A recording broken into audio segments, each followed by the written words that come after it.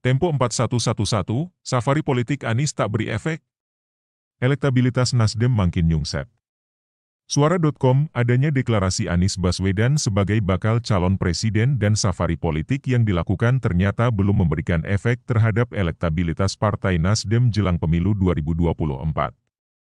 Bahkan elektabilitas Nasdem disebut alami penurunan. Hal itu berdasarkan hasil survei terbaru Carta Politika Indonesia mengenai elektabilitas partai politik jelang pemilu 2024. Dalam survei tersebut Nasdem hanya memperoleh suara di angka 4,3%.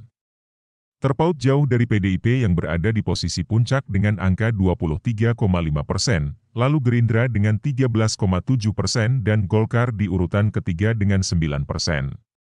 Yunarto menjelaskan, dalam survei yang dilakukan pihaknya pada November, elektabilitas Nasdem berada di angka 6%. Namun kekinian usai Nasdem melakukan konsolidasi bersama Anies di berbagai daerah justru angkanya turun menjadi 4,3%. Ada penurunan yang terjadi ini menarik juga saya melihat tadinya ada situasi kenaikan dari rilis yang kita lakukan di bulan November, setelah 3 Oktober menjadi deklarasi oleh Nasdem terhadap Anies Baswedan, kata Yunarto dalam paparannya secara daring, Kamis, 22 Desember 2022. Kami tahu diikuti berbagai macam gerakan konsolidasi di beberapa daerah tapi ternyata di survei kita sekarang mengalami penurunan di angka 4,3%, sambungnya.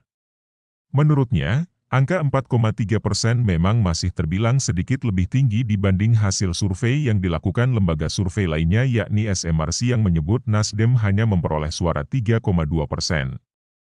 Lebih lanjut, Yunarto menyebut dalam surveinya ini justru yang mengalami tren kenaikan elektabilitas adalah PKS dan Demokrat. Walaupun kedua partai diasosiasikan bakal berkoalisi dengan Nasdem namun justru angkanya naik. Jadi pertanyaan bahan diskusi kenapa mengalami penurunan dan menarik dan mengapa PKS dan Demokrat walaupun belum melakukan deklarasi dan belum melakukan konsolidasi dengan keliling-keliling dengan Anies Baswedan tetapi terus mengalami kenaikan, tuturnya. Untuk diketahui, dilakukan pada tanggal 8 hingga 16 Desember 2022, melalui wawancara tatap muka secara langsung dengan menggunakan kuesioner terstruktur. Jumlah sampel sebanyak 1.220 responden, yang tersebar di 34 provinsi.